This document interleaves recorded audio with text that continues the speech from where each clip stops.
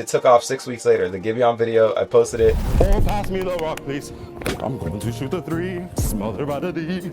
6 weeks later, I saw it go to 500K views. And then I do a Drake and Chris Brown one. And then Chris Brown shared it on his story. And I was like on the phone with Chipotle. I think we talked about this. On the phone with them at 700K. By the end of the call, I'm at 800K. Like, I had gas. The manager I had at the time was like, oh, let the music for free. You know, like, we'll circle back after. I've seen people, like, other artists do this shit, and their shit isn't converting. It was like, you're not hooking them emotionally, you're hooking them comedically or doing other stuff. So, I mean, I started in 2019. I was a substitute teacher, and my students told me to hop on TikTok and used to teach math. And yeah, I hop on TikTok, and I remember I posted like a funny video in class, got 800 views, and I was like, whoa, you can get views and no following? That's crazy. This is way different than Instagram. Because I was posting covers on Instagram at this time. I already had like 10K on IG. And so I posted the video. It was a funny video, got 800 views. I'm like, all right, I'm going to bring music. My next 2 posts were like music stuff, and like got like maybe 20 views, like nothing crazy. So I was like, okay, let me try comedy again. And that 4th post got 1 million views. So literally it was like, okay, I guess I'm funny. So, which I knew, I guess nobody else knew. So I started posting more comedy stuff, and you know, in a month I got 60,000 followers. In 3 months I had 100K. And that 4th month, from January to February, I went from 100K to $1 million off of a comedy series that was going on.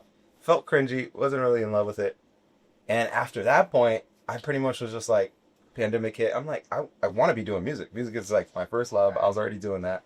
So I kind of spent like 2020 just doing a bunch of different types of content while trying to sprinkle in music. But every time I did music, it kept flopping. So I couldn't figure it out. I'll do interview stuff. I'll do, man, name it. Like literally, like I went from skits to interviews to music promos, to all that. And I was trying to find that hybrid content, and I think the first time it really clicked was like 2023. It took like that long to try and figure out like what the balance was, and that series was when I did with Comfortably You, the song where and it's funny, I thought of the concept before the song. It was the first time I did that. I was like, you know what, let me think of like the actual like how I'm gonna promote the song before I write it. And I was in the shower. And I was a lot of great ideas coming in the shower. And I was in the shower and I was thinking, I was like, oh, that'd be funny if like, you know, someone's walking and I ask him like how tall he is. And he's like, you know, I'm 6 foot. And I pull out a measuring tape and he's 5'10". And I sing a song about honesty. So then right there, I just start writing the song in my head. I was like, you could be honest, you could be cool, comfortably real and comfortably you. And I was like, okay, let me like write the song. And I made the song actually like deep and stuff. It was really like, you know, to me, that's a whole nother story. But I was also like, okay, now that I have the song, let's go on to those videos. And I did that video, it did well. That was the first time like the comedy thing connected. And I built that into a series because I already learned earlier that once you have a series, people want to come back and they're going to follow you a lot more than just watch your content and leave. So, yeah, I did that. I set up one where this girl with the big ass walked by and then he double took and I was like, hey, were you looking at her ass? And he was like, no. And I was like, you can be honest. You can be honest. You know, I just set up all these funny situations and now like the song was getting traction. So I was like, okay, cool. And then, yeah, I learned a lot from like a lot of my content creator friends that I made, and you know, people I knew even before the space. Shout out the professor, like he's a huge basketball influencer and in the space. But yeah, we've been friends for a while. Yeah, we've been friends for a while. I helped him get on TikTok because he didn't want to get on there. I was like, yo, I'm telling you, this thing's gonna blow up, and he's like, nah. And I remember it was literally like Halloween. He posted something on the Joker, got him on, and it got like a million views. And I was like, okay, now do this. And then it got 9 million views. And he was like, still thanks me to this day for getting him on. But I remember because when I had that wave, I'm like jumping back in the story. But when I had that wave of blowing up so fast, what I didn't know is that like momentum comes in waves, and I didn't learn that. So I got really depressed because like it was like at one point I was like 40 million views a week. Like I remember I was actually just talking about this with my team. So I'm like, oh, why don't I do talking heads? Why don't I, like, there's some type of trauma there. Like, why don't I talk about my story? And I remember when I was blowing up for this cringe series I wasn't like really in love with, I tried to like, I spent all my time editing the story. I was like, all right, let me talk about this personal story. And I posted this story that I edited. I think it was like about me winning a dunk contest back in high school, even though like all my friends were like way better dunkers and I was just me being creative. But I spent so much, like 3 hours editing this video, posted it.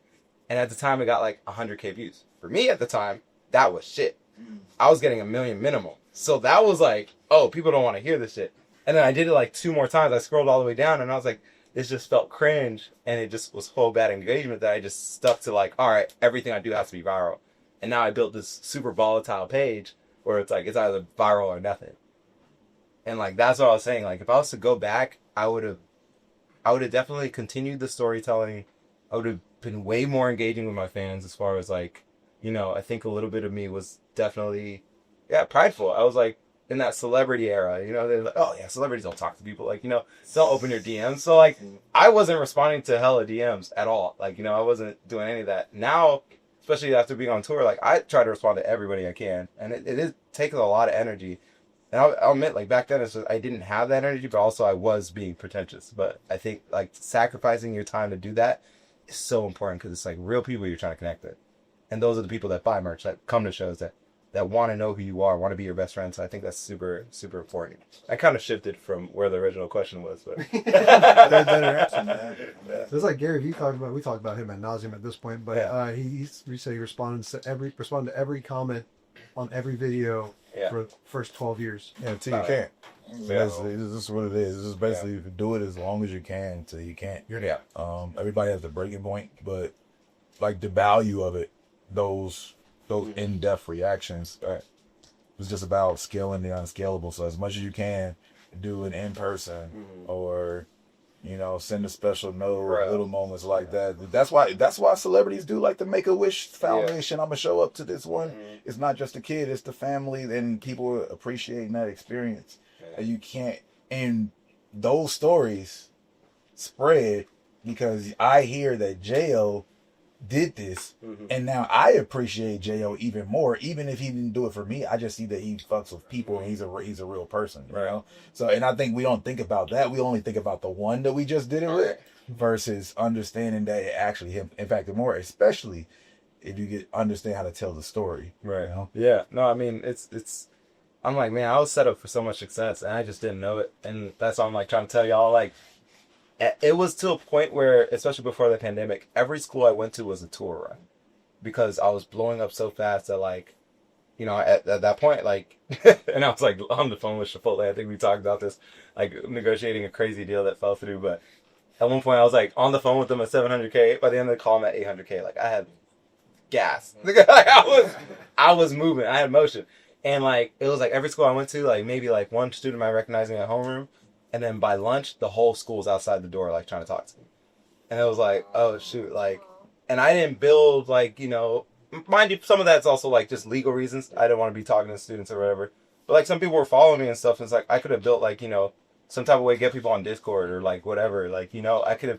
Because especially that times, like, the 30 schools I was at, bruh. School is a viral machine. Yeah. Bruh, that's what I'm saying. And then the pandemic hit and I left. So I'm like, you know, for me, part of me thinks like, oh, maybe I can go back to substitute teaching. Like, I'm like, it's like a little tour run just for the marketing credit. And the thing was, I was a good teacher. Like students will literally tell me like, man, I learned more in one day than I learned like all last semester. And I'm like, you know, like I think it's a gifting, and I think it's something I was blessed with. So I definitely want to teach in some type of form. I don't think I need to be in a classroom. But like even doing stuff like this, you know, like I want to mentor others and help people with stuff I learn, and as I learn, because I still have so much to learn. So, but yeah. I'm glad you acknowledged, man, the really the trauma of growing fast, and dropping off in that field.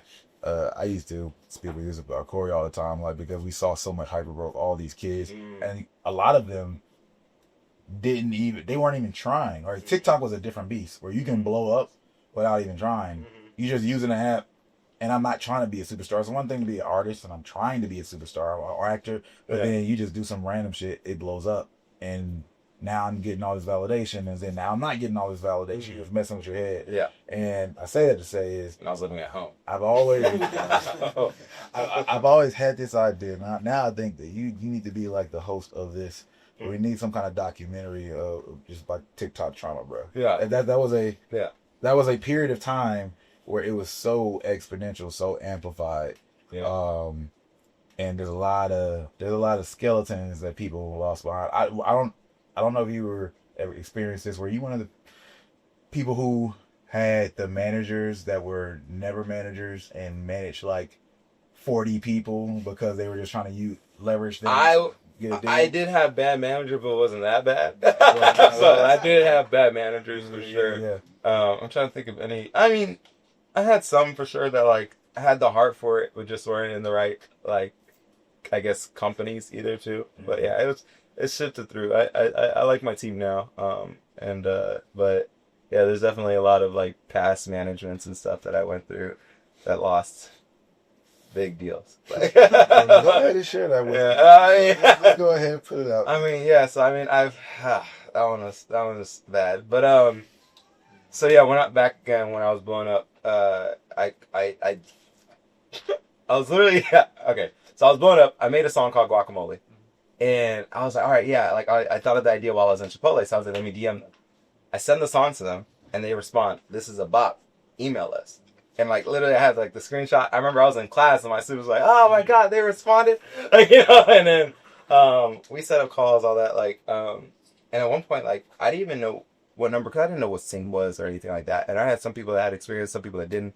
I was getting a lot of different numbers to throw at them. Like, yo, say this, say this, say that. I didn't even know. I was like, you know, like this seems reasonable. Like to be honest, okay. So we looked at their marketing budget. My homie's like, he's good with brands. He was like, look, if their marketing budget is, they make $5.4 billion a year. Their marketing budget got to be at least like, you know, 4% of that. Like, you know, whatever it is. Like you asking for 100K ain't shit. Like, you know, so I was like, all right, let me ask for 100K. And it didn't bat an eye. Like we were talking about doing a music video, doing a dance with Vonnie and all these big TikTokers and all that. And then, at that point, this manager came along that was like, oh, you know, like, let me help you finish this deal. Like, I work with this artist and this artist that were like people I wanted to work with. So I was like, oh, okay, cool. Like, let me bring them on. And the pandemic hit, and you know, Chipotle is like, oh, we have to pull back on budget. Like, you know, we don't know. And the manager I had at the time was just a very big believer that Trump was going to delete TikTok. So he was like, oh, let them use it for free. Like, you know, like we'll come back. We'll circle back after. We'll circle back after this whole COVID thing blows over. And yeah, you know, when you're living at home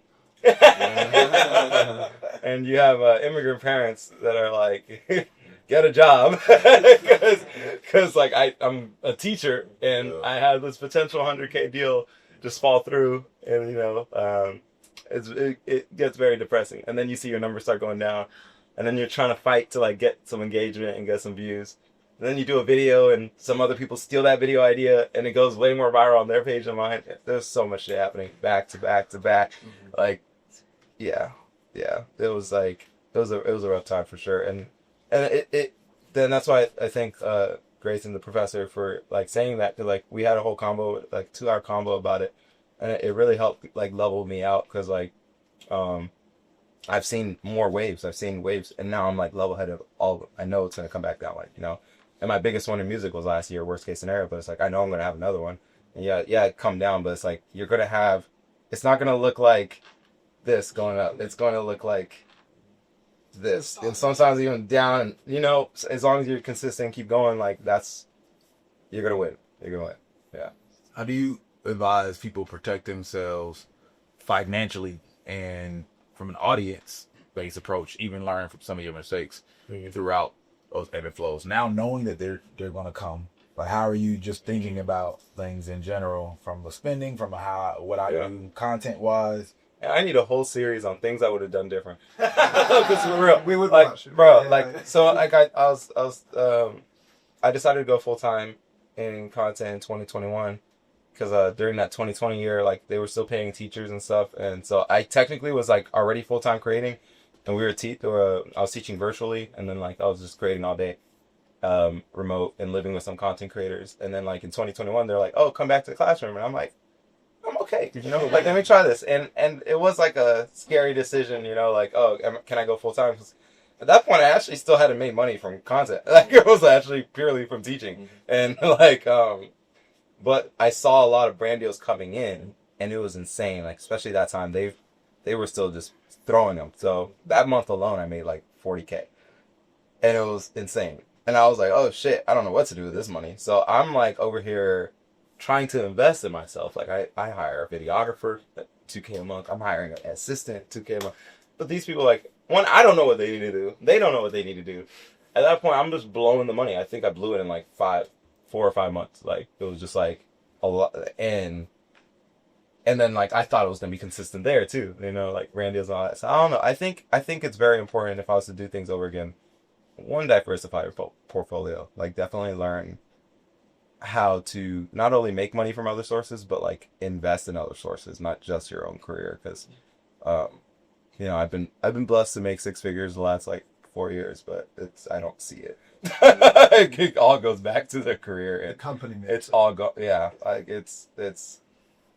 Yeah, we might need to cut this part out, but I got a return the other year just because of how much expenses I had. Like, my tax, I was like, damn, you're spending everything on your shit. And I'm like, yeah. So I think if I was to do it over again, like just finding other things to invest in, like, you know, more trying to like real estate, like that. Real estate, yeah, literally, like real estate. You know, like what's his name? Chameleon. He's like a billionaire. Yeah, he took his music money and put it somewhere else because it's like it's a tough investment. It's like, I love music, so I'm definitely going to be doing it. And there's artists that are doing it for the money, and it's like that's a weird route. Like, to be honest, like it's not one of the most lucrative fields. Like, it's very hard to make money and survive as just a musician. And I wouldn't be surviving if I was just a musician. I make most of my money for content or like acting and music combined. And if I was just doing one or the other, it would be a tough world out here. So yeah, definitely diversifying, not only in entertainment, but outside of entertainment too. Saving, you know, making sure that your money starts making money. And that way you can, you know, live.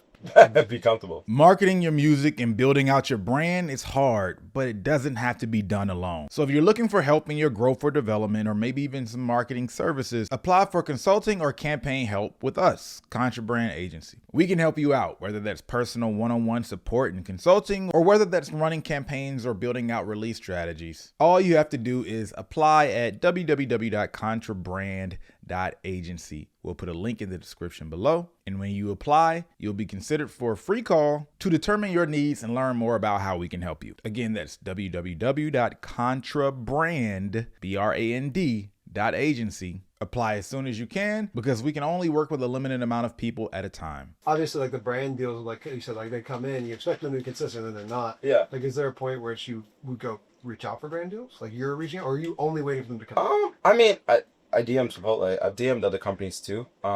Like, that same song I shopped around, and Chipotle came back a year later. They did it with Uber Eats. That same song I did Tostitos. Yeah, Uber Eats. And then that song has got me other companies to like be like, oh, can you make us a song? You know? So I think it is important to DM and be active, because then people are going to know and hit you up. And I've done the song with PacSun.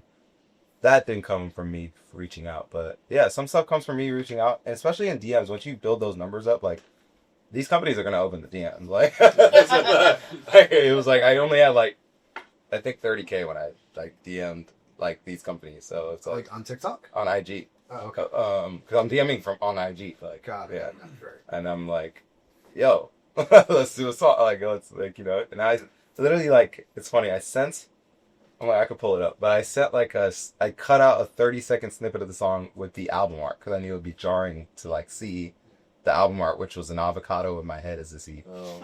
So I was like, they're gonna have to open this DM, like, you know. So I think just finding creative ways to make someone open that DM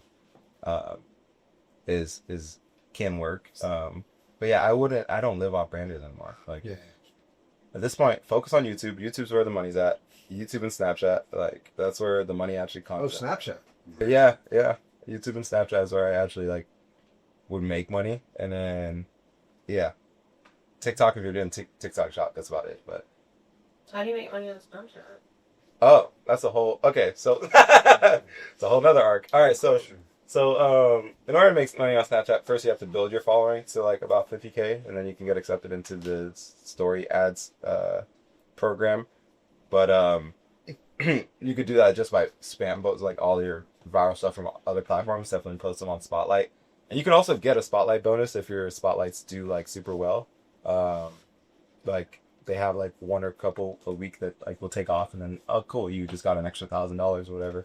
I definitely was more consistent at Snapchat last year. They changed some rules about reaction content that stopped my flow, but Yeah, I forgot who I was talking about. I think I'm about to do a panel on at what is it called, VidCon, about this, because someone was asking me about like, as a content creator, like just diversifying your portfolio and like where you make money, and it's like it's always shifting. Like at one point, Facebook was the most money. At one point, Snapchat's the most money. At one point, and it's like being so aggressively active so you can know. But yeah, last year, Snapchat was bread and butter because reaction content was easy. All you had to do was react. I had a team posting it. They took a percentage. That shit was pulling them in like 10K a month. Wow. But then they changed rules, no more reaction content because everybody started doing it. And I was like, ah. So like now Snapchat wasn't making money. But then at the same time, I was posting worst case scenario shit. That started going. And now YouTube was paying me. And then, you know, this year's been like tour or acting or like different stuff.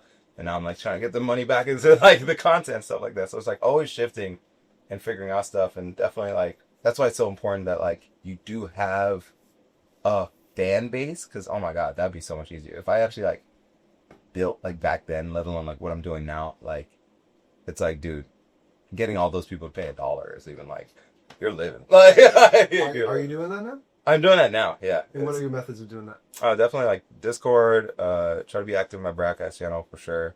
I collect a lot of numbers on Laylo right now, and Forever. I mean, Fan. Forever Fan. Both. I do both. I use it both actively. We're working on it. Yeah.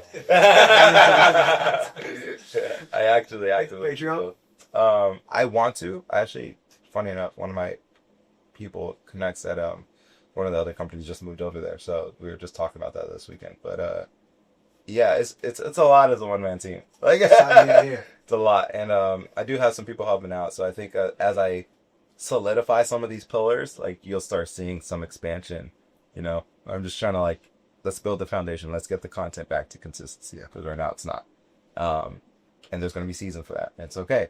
You know, like I'm posting banger videos now that aren't getting like people are coming like, why is this not getting views? And I understand that there's constant waves. Like if I posted that video when I was hot, that shit would have had 2 million views. But now because I haven't built that momentum and trust with the algorithm, that shit's stuck at 10K, 40K. But doesn't mean it can't take off later. I have videos take off a year later sometimes, 6 months later, weeks later. Yeah. Don't delete your shit or archive. Yeah, no. Especially like YouTube is one of those that like it can really take off late. Like late. I've seen shit take off 9 months later on YouTube for sure. IG, it's actually a good topic. My main series that I actually credit for why my worst case scenario series blew up was my basketball series. I don't know if a lot of people. Yeah, the reason why I think that is what triggered that, because I thought about that idea like a year ago, and I remember telling the professor, and he was like, "Oh, that's a great idea to do it," but I knew I wanted to do it a particular way. Like I was like, and it's also not even duplicatable because the amount of effort you'd have to be a good basketball player, a good editor because the level of video editing is like Mr. Beast level editing. And then a good producer, because I literally take that video edit, put it in Logic, and I produce all the songs around it. So that, like, certain vowels, the track comes in. But I was doing a basketball series where it's like, you know, I was like, how do I combine my passion for music and gain a music audience? Like, all right, so my music audience that might like basketball like me, or comedy. So I started doing a series that was like, how SZA fans play basketball, how Kendrick fans play basketball. And I'll take their songs and change it to basketball things. And I'll play basketball and sing it. And I remember the first one I did was Giveon, how Giveon fans play basketball. And I just shot like 3 in January of 2024. That shit did not take off until March. And I remember when I posted it, it got like high engagement but low views. It was like 8K views but like 2K likes. And I was like, I haven't seen that kind of engagement since like 2020 TikTok. Like, so I was like, all right, I'll just let it sit. And yeah, it was like a funny thing. Like, you know, oh, pass me the rock, please. Like, you know, like, just like stupid shit where I'm like singing like Giveon. And like, did you have a mic on when you were doing this? Yeah. So like, I was like, I want to have a mic. I was like, I thought of the whole process, and then like I edited it. And it's funny, before, and the series will grow. Like, you know, like, yeah, it's not gonna be perfect, but when I started getting the rhythm, I started actually playing the song in my ear, so that way I had the BPM. Because before I wasn't doing that, so it's like I had to really cook in Logic, and I was off key. So now it's like, okay, I have the song in my ear. You know, later on the series got way cleaner, and but what happened was it took off 6 weeks later. The Giveon video, I posted it. 6 weeks later, I saw it go to 500K views, and I was like, oh shit, there's something here. All right, let me post a couple more. And then I do a Drake and Chris Brown one. And then Chris Brown shared it on his story. And I didn't even know. Somebody DM'd like, yo, Chris Brown shared your shit on his story. Because he didn't tag me. And I love Chris. And I see it and I'm like, oh shit. And I DM him. I'm like, yo, Chris, like, thank you so much for sharing it. But I was like, but could have used the tag though. Niggas gotta eat. He deleted that shit so quick. He had it up for like 3 hours, maybe 2 hours. Yeah, he took it down. I mean, he took on like all his stories, so I don't know if like something else happened that could have been completely unrelated, but it was just so funny. I was like, my boys were like, oh, you shouldn't have said it. I was like, nah, that was funny. I don't care. I was like, that was sense of humor. But that gave me the fuel to know, like, okay, people really fuck with this series. So then I did the Kendrick one, and that was the one that took off because the Kendrick and Drake beef was going off right then. And the Kendrick one, I was like, yo, big three. I blocked the 3, and it just went crazy. So once that happened, that like really built the YouTube momentum and built this audience where I'm gaining music fans because I'm targeting a music audience in a way that isn't just selling them something. You gotta realize that every time you're promoting your song, it's like selling a t-shirt. If your whole page is just you selling a t-shirt, you're not gonna connect with people. So at that point, it's like, okay, I'm actually connecting and building a fan base of people that like similar artists. I'm like, let me double down on Justin Bieber or like SZA or Frank Ocean, or people that like I feel like their fans might like me, And some people asked me to do certain artists that I just wasn't doing, which I could if they were hot. But at the same time, I was just like, I'm just gonna stick to people that I'm actually gaining their fans. And when that started happening, and then I posted worst case scenario, 1 million views. That was the first video to like really take off for my own music. So I think, if you're targeting your fans in a different way where you're giving them something, when you promote music, it's going to make sense. So, yeah. You just talked a lot about this yesterday. One thing I like, even though your posts were doing exceptionally well and you were getting a lot of views, you still was trying to figure out, like, how to secure the bag. Like, there's a lot of people will be like, oh, I went viral. You still trying to figure out, like, okay, how do I keep this momentum up? You still trying to figure out what works, even though your posts are doing good. Mm-hmm. So that's pretty good. Yeah, no, I definitely got to eat. So, and my expenses are just high. Like I have team members helping me. Like I have an assistant. I have like rent. I got, just different stuff. I have to outsource editing because I don't have time to edit, but I also will sit down with the editor. I will FaceTime edit with you, like, because a lot of times I still have the vision, So I've worked with editors that I've seen them can't cross 1,000 views, and then I work with them and they get millions of views. So it's like, I know it's here, but do I have the time to sit there and do that for hours? No. And the same thing with music. Like, I think a lot of artists get this like obsession with just being a solo, like 100% produce and self-write and all that. And it's like, if you haven't spent that time, especially in high school, to build all those years of experience producing for yourself, writing for yourself, mixing yourself, like, build a team. Like, it's fine. Like, you can get that stuff later, but like, it could be quicker for you if you find someone that has 10 years of listening to drum samples to find a good kick than you being like, all right, I need to find the good kick. I need to be you don't need to be alone. Like, be a team. And, yeah. Yeah. Firefly, yesterday you said you wanted to ask, well, I told you to wait till Jayo conversation. Let me know if the question is how you wanted to ask it, but you were asking me something about the mic. You remember that question? Yeah. Can you ask that? So one of the things I've seen some singers do really well is like singing a cappella or like with a low instrumental in the background. But it doesn't sound like they've gone into their studio and like recorded it and then lip sync back to it, or that they took the audio and then really mixed it in Logic. Because they're pumping it out so quickly. I'm like, there's no way they have time to do that. So I was wondering, is there like a portable mic that you can just sing a cappella in, or like throw a low instrumental over, that you could use in random places? Like, let's say right here, because it's like a cool background, or like if you go to a park or something, like just from a technical perspective, is there any equipment that you would I will say I know a lot of people that do covers, and I actually want to get back into covers, but I will say a lot of them are pre-tracking when they're really fucking good lip syncers. Like, really. And I think singing along with it is going to be definitely going to help you lip sync. But it's just, I'm not even like shaming it. It's just like, it's just what we need. People, you got to realize that we're making content for the regulars, not for musicians. And when you try to make content for musicians, that's where people get stuck and pigeonholed. Like, they're like, oh, I need to prove that I can hit all these notes perfectly and fit. I need to prove I can do this run. It's like, nobody knows what that is. Can they feel something? Like, at least 80% of the world is not a musician. So it's like, are we making content for them?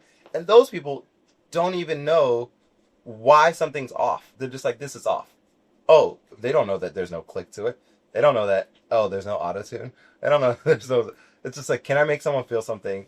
And can I make it feel as organic and real? And while also impressing some of my music friends if you want to.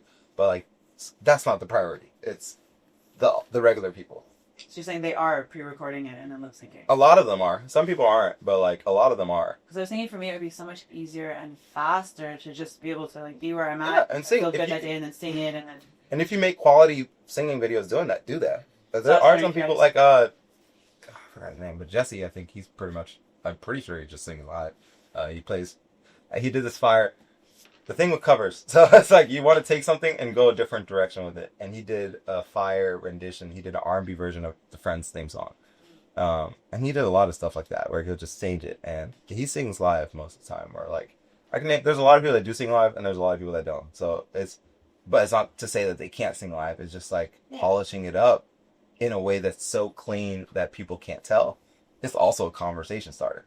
So is it a matter of if I'm doing it in the studio, I'm just not making it sound so perfected. Yes. So it still feels like it could have just been out and about. Right. And also, EJ, I feel like you should have some thoughts on this as well, because that's the shit you do. Right? Like recording, how would you advise on recording live? To get a good sound, yeah. To get a good sound. Like, she doesn't want to have to go to the studio. Like, yeah, I think I have it somewhere here, but it's like the wireless Go is the thing that we were interviewing with. Okay. That right there is perfect just for like doing acoustic stuff. Like it's not like it covers the vocals really well. Or the DJI. Yeah. Yeah. Yeah. So the things that you guys were recording the interviews with, that's good for doing covers. And I did a shoot a while ago, and this artist just used the DJI, and the people behind him, he had a live set, and I didn't cover them at all with the mics, and picked up pretty. I was going to say, well, DJI is what I use for the basketball series, and a lot of people don't hear, like, you know, the dribbles or anything too crazy. And I was singing on that, so, like, those compared to the Rhodes are, like, night and day better. I'm not saying those are around 800 or 900. Not even. That's the clip mic or that's The DJI? They're probably It's not the 300. mic. Not Okay. The mics. Okay. Yeah, those are like I got them used for $150. I was looking into these like a year ago Yeah. for some similar stuff. Yeah, And- Yeah, it doesn't necessarily have to be covers. Like, it could be just me singing my own songs a cappella. But Yeah. to be able to Or, make like, more speaking, content for on sure, the yeah. go. Yeah. Because when I was using my like headset mics, when I would download the audio, it was peaking so badly yeah. I couldn't even fix it. Yeah, the DJIs are great, and they also like really, really good at noise reduction. Especially the newest ones that I don't even have yet, but they do. Shout out DJI if you want to send me something.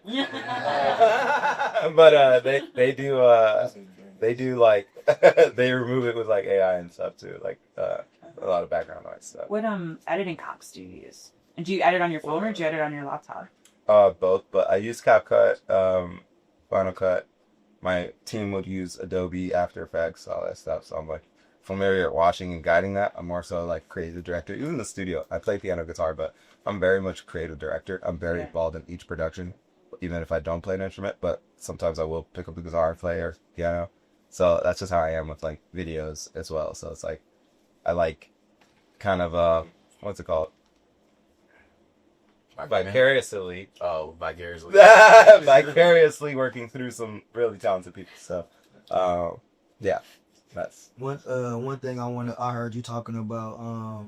Don't be afraid to like do the trends or like the stuff that's kind of like popular on the app. Yeah. On TikTok, I'm trying to find a way to word it. Basically, just don't be so trendy, but try to make the trends work in your favor, like kind of like how you did the act mixing the basketball with your right. family. Yeah, I mean, so one thing, there's one thing to like follow trends. Definitely, like I think doing that in between is good substance and good content. Like if this is the algorithm works in patterns.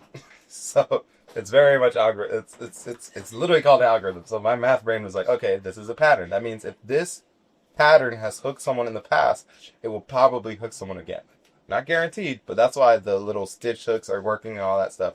So the same thing with trends. If this song and this people doing this is feeding into your algorithm so many times, it'll probably work when you do it too. So it's important to do that.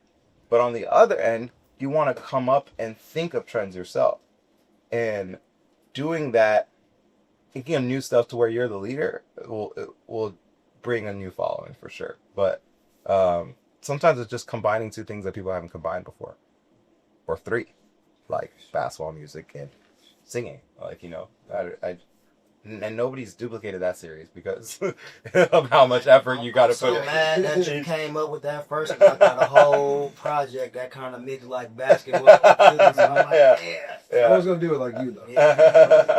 Yeah, you can do it, bro. Like, honestly, like everybody's gonna do it differently, and like I haven't even done it in a while. I'm still sitting on like a P Diddy video I never posted, but I'm waiting for the right time. I'll wait for the right time. If he takes a stand, I'll post it. Because then the algorithm goes crazy about P Diddy content. Yeah, it's crazy. But yeah, yeah. When you're doing a series, if you're trying to figure out if it's kidding, how many videos do you do, or how many pieces of content do you do before you're like, nah, this is not working, or like, I need to keep trying to see expand. Good question. I mean, the question is what is not working. You know, like technically, so it's like there's no real rule. It's kind of like I'm assessing it. Like I did 3 at first. It's funny. I only posted 2 of them. I had one sitting, and because I didn't like the engagement on it, but I liked how high engagement was, but I didn't like that the views didn't get crazy. And then later it took off. So then at that point, when I saw like, okay, these can go off late, and Chris Brown likes this, I doubled down. It didn't care if one flopped in the middle, like which some of them did. Like some of these artists that I did, like I'll do a video and I'm like, oh okay, like nobody likes T-Pain for some reason, or like whatever, like, you know, and well, they didn't like that video. It's not like they don't like T-Pain, but I just doubled down and continue because like I've already built and tried it out. But yeah, most stuff I would say at least 3 or 4 I'll just see like, okay, are people commenting, are people reacting to this a certain way? And it might not be crazy numbers, but like, is there a reaction, is there something there that I should double up on? And it's only going to take one going viral for the rest to catch up. And the second that Kendrick Lamar one took off, it was game over. So yeah. Is there a secret for series, like, this would be a question for any of you, like on Instagram or YouTube or TikTok, as to, remember how before on Instagram you used to be able to categorize the series? All right. And like have them so people would go to one spot to see all of the same series? Right. But then they got rid of that. Is there a way to do that anymore on any of those platforms? Or is they just basically say like one, and then they have to go back to your profile and search for the next one? Yeah, and let them. It's the session time. Honestly, like session time is also a stat that is like secretly measured, especially on YouTube. Like how much time does someone spend on your page? And that's going to push you more. And that's why series are so important. It's like if you have 3 to 5 series going on at the same time, now you're winning. Because it's like, you know, someone might come and watch 3, 4 videos. Now they're like, oh, this artist, this person, this creator has a session time of 5 minutes. We're pushing on more people because then because the goal of every app is to keep people on the app. So it's about watch percentage more than watch time. Are people completing your videos? Are they rewatching it? They'll push the fuck out of it. Like, it's, if your video gets, like, let's say you have a 30-second video versus a 15-second video. If you have 16 seconds of watch time on a 30-second video, it's not going anywhere. Because it's only 52% watch time, right? Or 55, whatever. And if you have 16 seconds on a 15, that's over 100%. That's going to get pushed way more. So making sure your videos are concise to the point where people want to watch it over and over again is very important.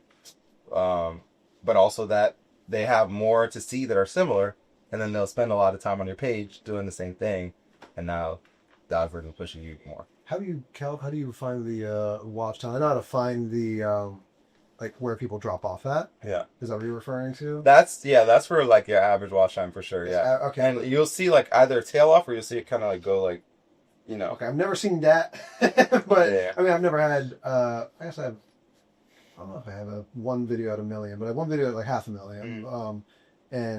But even for those, you see like the watch time, like immediately usually goes down at some point. Yeah. And like it's just the better performing ones look a little bit better, but I don't have anything where it's just like doesn't go down. Oh, they all go down for Okay. sure. Even Mr. Beast, they all go down. Yeah, but it's yeah. like, how can they go down less? Like, Okay. it's about flattening that out. Like, what is that percentage at the end? And I guess I'm asking, what does that look like for you when you see a good, like, oh, this one's doing good? What is that at what time? Well, I know it'll perform better if I can keep people at least 4 seconds. Right. Which is hard. Like, you got to keep people. Like, people think about your scrolling pattern. Oh, yeah. And it's like, those first 2 seconds are crucial. Your first 2 seconds make or break the video. I don't think about my scrolling pattern. I think about my girl's scrolling pattern. Yeah. My girl's scrolling pattern is like machine gun. Like, Yeah. yeah. And I'm like, bro, why are you? You have to disrupt it. Yeah. I'm not even like over, because you can't talk to millions of people in the world and be like, hey guys, having a longer attention span here. You got to be like, yo, how do I stop their scroll? Yeah. And like, what am I visually doing a hook or verbally doing a hook? All that stuff, because a lot of people watch on mute too, so definitely visual hook. Yeah. Especially as more people copy, it's like now you got to find new shit. That's what I'm dealing with, right? Like everybody's doing the hooks, the Snapchat transformation stuff, and I wasn't like the only person to do it at the time, but like I was one of the first people in the music space for sure doing it. And now it's like, okay, how do I think of something even different? Because less people are being cooked by this.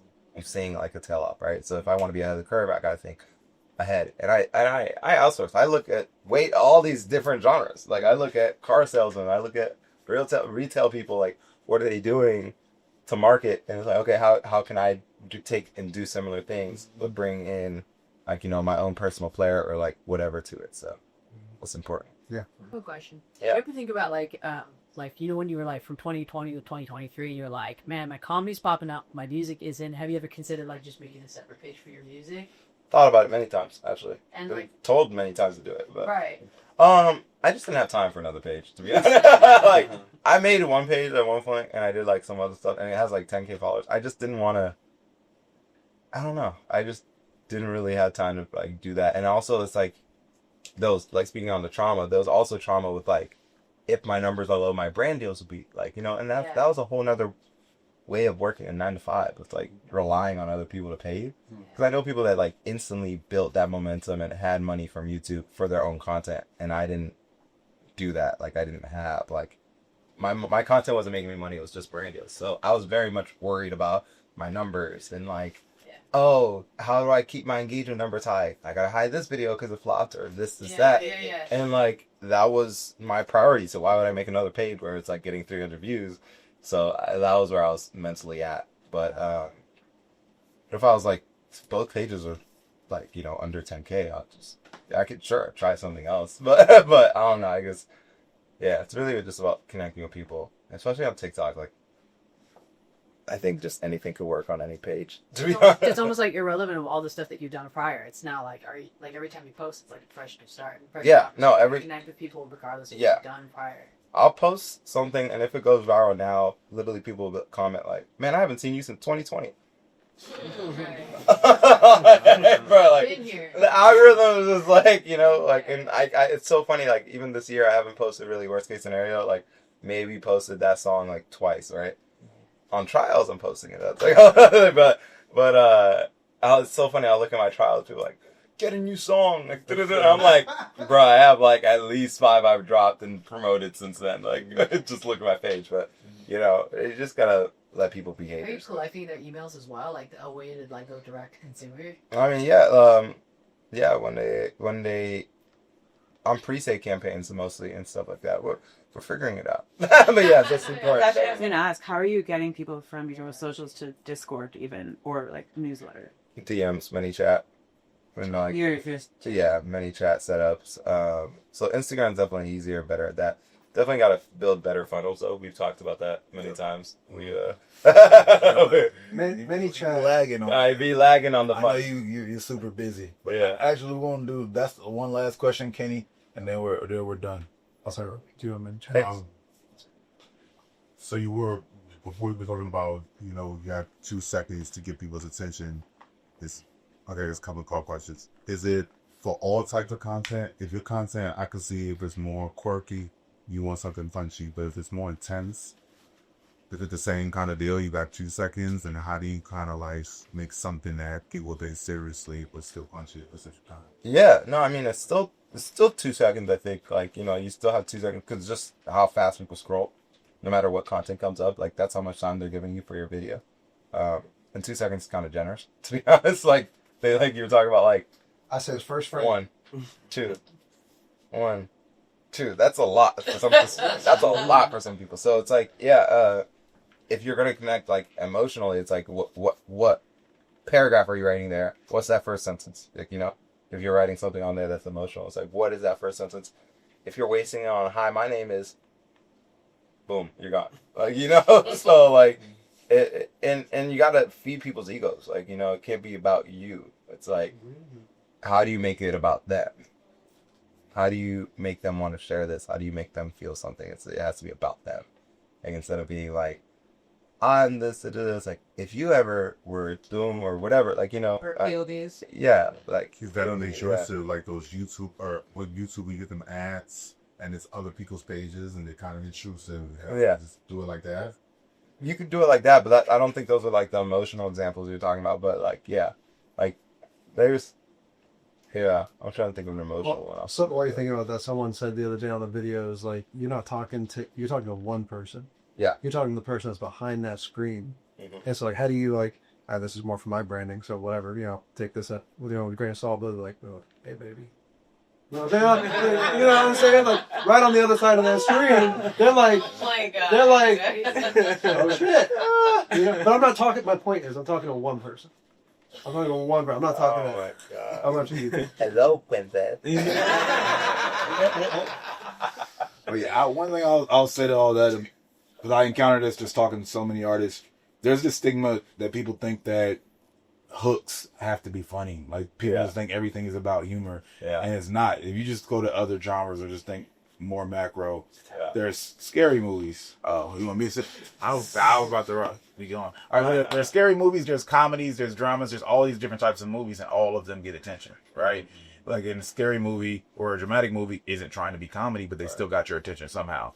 It's the same thing for short form content, right? So don't fall to this just because you see the popular, you know, like commercializer, this idea that, oh, everybody has to be funny. It's not, like, because you do that yourself. If you probably watch content that's not funny, how did it get you, right? But we kind of ignore that when we look at so many things that are successful. So with that being said, though, we'll let Jayo close it out. So, and then if y'all want to, you know, talk to Jayo as we do this quick transition, then y'all got a second to ask some questions direct. But go ahead. No, I just want to double up on that because that's literally the phase that I'm in right now, where I'm talking to my team like, okay, how do we get these emotional hooks? Because that's technically how the Worst Case Scenario series started. It was me dropping an ice cream cone.